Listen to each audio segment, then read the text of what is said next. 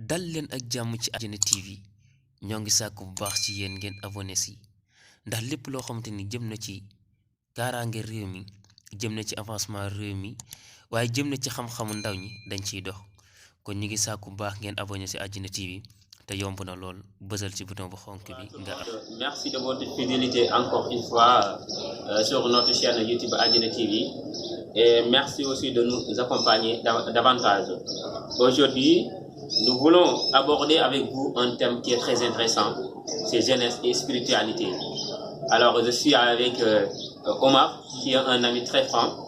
Lui, je vais le laisser se présenter. Omar, comment allez-vous? Merci beaucoup, mon cher frère, c'est Amadou Bamba. Il n'est pas toujours aisé de parler de soi, mais je vais essayer d'être bref. Donc, mon nom, comme vous l'avez dit, c'est Omar Diop. Donc, je suis étudiant à l'Université Cheikh Anta Diop de Dakar, plus particulièrement à la faculté des sciences et techniques. Donc, option biologie et géosciences. J'ai aussi fait une formation en astronomie.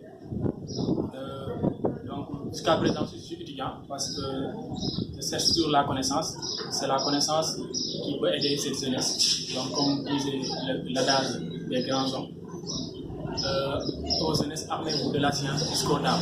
Je voudrais vraiment faire partie de la connaissance pour aider sa société. Donc, c'est ça à peu près. Donc, c'est Ahmed Bamba, c'est un ami, c'est un grand homme aussi. Lui, il m'inspire. Donc, on a beaucoup partagé sur beaucoup de thèmes. Donc, c'est intéressant. Donc, de venir aussi partager un peu de connaissances que nous avons. Merci. Merci Omar de votre aimable présentation. Je pense que je vais aborder très rapidement la première question. C'est quoi la spiritualité, hein? C'est quoi la spiritualité, Omar? En quelques minutes, vous m'expliquez c'est quoi la spiritualité. Merci, cher Amadou Bamba. Vous avez demandé une question assez intéressante, mais une question aussi subtile que ça, parce que la spiritualité, ce n'est pas quelque chose de l'extérieur, c'est quelque chose d'intérieur. Donc, quand on veut parler de quelque chose d'intérieur, ce n'est pas toujours évident. Quand on parle aussi de la spiritualité, on va toucher beaucoup de domaines. Parce que souvent, quand on parle de la spiritualité, on va penser juste à l'islam. Mais la spiritualité, elle est large. Même les Indiens ont une forme de spiritualité. Évidemment. Le bouddhisme est une forme de spiritualité. Le christianisme a une forme de spiritualité. Mais pour mieux cerner notre thème, on va parler de la spiritualité, je pense, musulmane. La spiritualité musulmane est un cheminement vers Dieu. Donc c'est un cheminement intérieur. La spiritualité musulmane, c'est la purification de l'âme en tant que telle. Donc c'est très intéressant de le pouvoir cerner ici. De savoir que l'homme a besoin de se connaître. Et pour ceci, l'homme a essayé de se chercher. Donc nous, en tant que musulmans, nous avons la référence qui nous permet de nous retrouver. Et le plus grand référence que nous avons, si c'est l'homme qui doit l'incarner, c'est notre prophète Mohammed alayhi salatu wa salam. Mashallah. Donc c'est lui qui a incarné cette spiritualité. C'est après maintenant que nous avons les anciens qui ont aussi apporté beaucoup de choses, mais à travers l'enseignement de notre prophète Mohammed alayhi salatu wa salam. Maintenant, notre prophète alayhi salatu wa salam, avant même l'âge de la maturité, qui est l'âge de 40 ans. En général, dans la spiritualité musulmane, le chiffre 40 symbolise la maturité. Maintenant, avant même cet âge, le prophète alayhi salatu wa salam, c'est-à-dire qu'il se cherchait. Il n'était pas un homme ordinaire. Attention, souvent les gens pensent que c'était un homme ordinaire et il s'est réveillé un bon matin et il est devenu prophète. Non. Il était un homme, mais on l'appelait Al-Amir, c'est-à-dire il s'était vêtu de qualité. D'ailleurs, l'imam Al-Junayd, quand on lui demandait une question, qu'est-ce que le soufisme? Le soufisme qui est une branche très approfondie de l'islam, qui incarne même la spiritualité musulmane. Qu'est-ce qu'il a répondu? Il a répondu que le soufisme n'est rien d'autre que le bon comportement.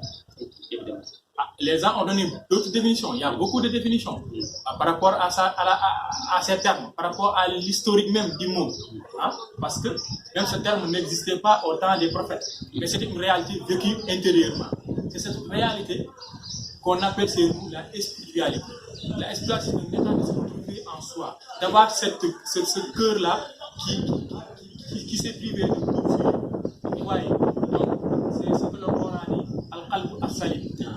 Muslim, merci. Machallah. Donc, c'est se retrouver ce cœur-là.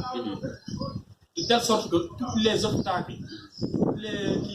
qui nous empêchent de voir la réalité des choses soient effacés. Maintenant, avec cette méthodologie, avec cette vision de la définition de la spiritualité, on a les pas nécessaires pour aller de l'avant. Okay. Merci Omar pour cette magnifique définition qui est très claire. Je pense que parce que tout le monde pratique, parce que vous avez, comme il a dit, les Indiens ont une forme de spiritualité, les bouddhistes, etc. Mais ici, si nous parlons de spiritualité, on fait l'occurrence à la religion, c'est l'islam. Mais quand même, il a bien même décerné, parce que la spiritualité en islam, parce qu'il y a une spiritualité même externe, c'est la charia et les autres choses. Il y a une spiritualité qui est purement interne, c'est le soufisme accompagné du tawhid. Donc il a parlé tantôt de l'imam Junayd. L'imam Junayd dans le monde soufi, donc il est qualifié comme le père des soufis, Junayd Sali. Donc il est le père des soufis. Il a dit que l'imam Junayd, lorsqu'on l'a demandé c'est quoi le soufisme, donc il a dit c'est le bon comportement, un cœur qui est vraiment bien préparé, donc capable d'intercepter, de prendre la connaissance divine. Je pense que beaucoup de savants se sont prononcés sur la définition du soufisme. Al-Imam Ghazali, qui est aussi un grand soufi, il s'est prononcé. Parce que Cheikh Ahmadou Bamba, dans son œuvre Tajawud al-Shibban, il a amené la proposition d'Imam Ghazali sur la définition du soufisme. Parce que Imam Ghazali, Cheikh Ahmadou Bamba a dit Amma tasawwuf lada Ghazali tajribu qulubuna lilwali ma taqalu kullu ma siwahu qalban wa qalban. Donc il a dit que le soufisme, d'après Imam Ghazali, c'est de faire sortir, de bannir dans notre cœur toute chose qui n'est pas Allah.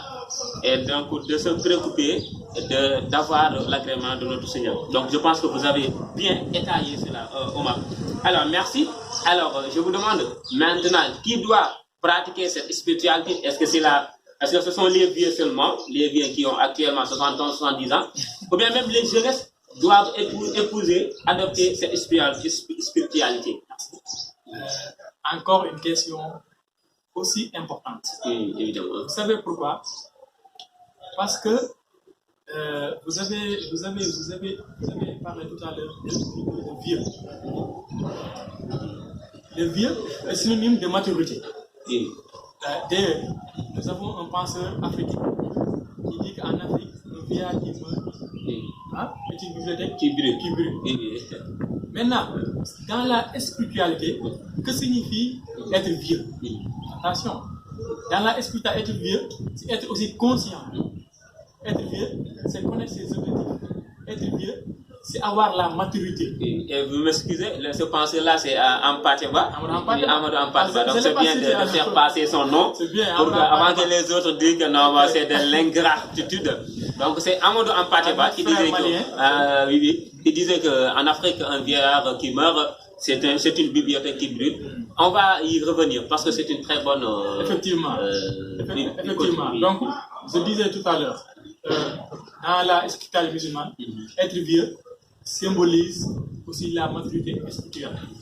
Donc, on peut dire que toute personne, même s'il est âgé de 10 ans, s'il connaît vraiment le but de sa venue sur terre, il est un vieux. Ok, je vois. Ouais. Donc, tantôt, ils sont là au Sénégal. Hein? Nous avons d'autres philosophies qui sont en train de vouloir dominer le monde. Évidemment. Peut-être je ne vais pas citer exactement de nom, mais on va comprendre c'est ce que je veux parler. Il y a des philosophies qui sont là sur Terre, je veux dire dans ce monde, qui veulent en tout cas dominer le monde à travers leur croyance, à travers leur vision du monde. Maintenant, si notre jeunesse sénégalaise ne se connaisse pas, n'a pas assez de piliers qui lui permettent de se retrouver, il risque de périr. Pour se retrouver, il a besoin en tout cas de cette spiritualité incarnée par nos anciens. Je vais citer c'est Ahmadou Bamba par exemple, je vais citer El Hadji Malick, je vais citer Cheikh Al Islam, Ibrahima Niass, je vais citer Cheikh Omar Fouti. D'ailleurs, il y a une actualité récemment, on parlait de son sabre. On dit que la France nous a restitué de son sabre. Moi, je pense bien que ce que nous avons besoin, c'est de voir les écrits de Cheikh Omar Fouti. Parce qu'en réalité, ils n'ont pas le sabre de Cheikh Omar Fouti. C'est juste des diversions qu'on nous donne. Mais le vrai restitution, c'est de se restituer la science qu'a laissée ces anciens. Et je pense que la jeunesse aujourd'hui a besoin de cette science. Donc, merci Omar. Si je vous comprends bien, parce que lui, il a parlé d'une manière très philosophique. Je rappelle qu'il est encore théologien aussi. Hein. Il fait de la théologie. Donc, selon lui, le vieux, c'est pas quelqu'un, c'est pas par rapport à l'âge, mais le vieux, c'est par rapport à son niveau spirituel, son degré spirituel. Donc, c'est sur quoi la personne s'active, les formes de connaissance qu'il a pu reposer, etc. Donc, est-ce qu'il a un certain niveau spirituel envers son Seigneur? Donc, si tel est fait, donc il est un vieux, en quelque sorte. Ben, pour encore reclasser le débat, donc je vais vous demander une autre question. Actuellement, vous voyez des jeunes qui se disent que moi, je vais attendre jusqu'à avoir un tel âge, je vais attendre jusqu'à avoir 50 ans, 30 ans, donc pour aller adorer mon Seigneur conformément aux prescriptions. Est-ce que vous êtes d'accord avec ces idées-là que certains jeunes font? Vous savez, dans le Coran, on retrouve des enseignements qui peuvent inspirer la jeunesse et qui peuvent inspirer aussi le but que nous devons avoir dans cette vie. Et je vais prendre en témoin la sourate Youssouf, oui. Qui symbolise la spiritualité de la jeunesse en quelque sorte. Oui. Dans la sourate Youssouf, nous avons Youssouf, un homme fort, un homme qui connaît qu'est-ce qu'il est, qu'est-ce qu'il veut et là où il veut aller. Il y a la femme du roi, Zulaïha. Il y a aussi le roi. Quand le roi a découvert que Zulaïha a menti, m'excusez du terme, il n'a pas agi en utilisant la force dont il dispose. Il pouvait bien le faire, mais pourquoi il ne l'a pas fait? Parce qu'il était faible.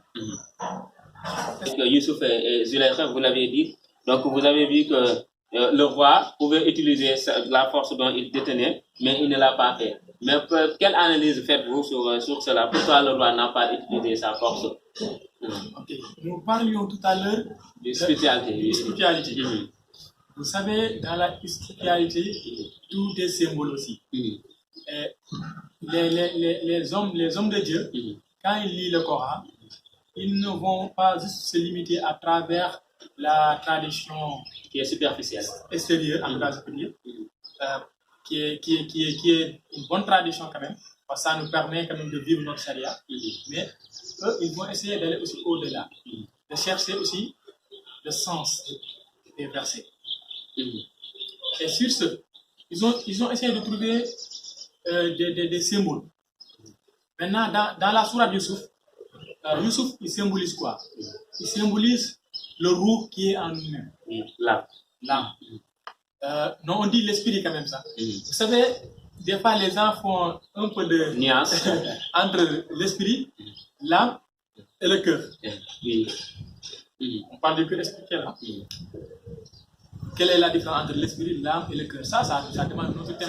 Ça demande notre débat. On ne va pas arriver à ça. Mais ce qui est important, c'est de voir que Youssouf, il symbolise l'esprit. Là, quand on parle de l'âme, on parle aussi de nafs. C'est Zulaïha qui symbolise aussi le nafs, parce que c'est lui qui cherchait à... Jusqu'à présent, je rappelle que nous sommes avec Omar, qui est en train de nous séduire vraiment avec ses arguments très solides qu'il nous donne. Omar, on va aborder la dernière phase. Donc, je voudrais tout simplement des références de spiritualité, c'est-à-dire pour les jeunes, où est-ce qu'il va se référer donc pour faire une très bonne des exercices spirituels, c'est-à-dire les jeunes, comment il va faire pour vivre une spiritualité qui est fondée? Machallah, c'est une question aussi intéressante. Parce qu'on a toujours besoin des références, on a toujours besoin des sources. Donc notre première référence, c'est notre prophète Alayhi salam. alayhi salatu wa salam, Muhammad ibn Abdullah. Je vais citer le hadith de Djibril, le hadith qui est très connu. Le hadith est un peu long, mais je vais juste prendre la dernière partie. Là où Djibril lui a demandé c'est quoi al-Ihsan. Le prophète alayhi salatu wa salam a répondu quoi? Anta abdullaha ka annaka tarahu, fa in lam takun tarahu fa innahu yaraka. Machallah. C'est adorer Dieu comme si tu le voyais. Car même si tu ne le vois pas, lui il te voit. C'est dans cet état degré-là qui est appelé Ihsan, qui est la source même de la spiritualité musulmane. Donc, maintenant, notre prophète alayhi salatu wa salam, toute sa vie est spirituelle. Évidemment. Même quand il balaguait, c'est de la spiritualité. Donc, notre prophète alayhi salatu wa salam est notre référence. C'est lui-même qui a montré l'exemple qu'il faut suivre. Il a tout donné. Il a apporté quelque chose que personne n'a jamais apporté. C'est ces choses-là qu'a hérité nos ancêtres. Maintenant, la référence que nous pouvons avoir, c'est aussi au sein même de notre société qui est ici au Sénégal. Nous avons des références comme Ahmadou Bamba, nous avons des références comme Cheikh al-Islam Ibrahima Niass, nous avons des références comme El Hadji Malick Sy. Ils ont écrit. Je pense que la jeunesse doit se réapproprier de ces écritures-là. J'appelle même l'État à intégrer cet enseignement-là au milieu même des universités. C'est très intéressant de se connaître à travers ces écrits-là. Parce qu'aujourd'hui, nous allons chercher un peu loin, des fois. Des fois, nous prenons des documents d'autres penseurs. Alors, même sur le plan juste philosophique, nous avons des penseurs à qui nous pouvons référer. Donc, je conseille à la jeunesse sénégalaise, en tout cas, de se rechercher à travers les écrits de nos anciens, à travers aussi la culture que nous a légué nos ancêtres, et à travers aussi les enseignements du prophète alayhi salatu wa salam. Merci Omar, c'est très clair et c'est très explicite. Donc, pour avoir des références pour pratiquer, pour faire une bonne pratique spirituelle. Et je pense que vous avez donné aussi des exemples de grands chefs. Parce que même, vous voyez, Cheikh Ahmadou Bamba, il a même écrit des œuvres spécifiques donc, pour la spiritualité. Si vous prenez Massalikul Jinan, là, il nous parle l'itinéraire du paradis. Si vous prenez son œuvre Fokal Buka ou Ala Sadatin Amwati, là, il nous parle les grands hommes, les grands soufis, comment était le comportement, quel était le comportement, mais le chemin qu'il avait suivi, etc. Donc, je pense que nous avons beaucoup d'exemples dans cela. Il a fait partout dans le monde pour élargir la voie. Donc je pense que aussi c'est très normal. Et les autres grands savants, je pense que nous ne pouvons pas lister. Donc je pense que tous les jeunes. Donc par rapport à leur... merci, nous sommes arrivés au terme de cette émission. On va laisser Omar de faire un bail, de saluer l'ensemble des téléspectateurs, des internautes de Adjana TV. Omar, votre dernier mot. Merci, je vous remercie. C'est du plaisir à partager avec vous. Donc, j'appelle à tous les téléspectateurs de suivre Adjana TV, de liker et d'aimer. Et de s'abonner surtout. Surtout, c'est important parce que aussi, mon sœur là, il divulgue des savoirs qui intéressent surtout la jeunesse, qui intéressent aussi les étudiants. Donc, je pense que c'est important de s'abonner. Il faut s'abonner et vous allez suivre des vidéos très intéressantes. Merci Omar, c'est très gentil. Nous remercions notre invité Omar Diop qui est très vraiment qui nous a séduit aujourd'hui. Notre caméraman Serigne Moustapha Sarr qui est aussi un ami, un étudiant à la FASEC et les autres téléspectateurs. Nous vous remercions très sincèrement. Alors nous vous donnons rendez-vous dans très peu de temps avec une autre émission pour un autre thème. Merci. N'oubliez pas de vous abonner, de liker et d'aimer. Merci, à bientôt. ñoo ngi sàkku bu baax a baax ci yéen ngeen abonné ci chaîne YouTube bii di Adjana TV ndax lépp loo xamante ni bii jëm na ci avancement jeunesse bi li tax ba jeunes yi xam seen diine waaye jàng avancé tax ba Sénégal dox ci kanam ci loolu nañu dox kon na ngeen abonné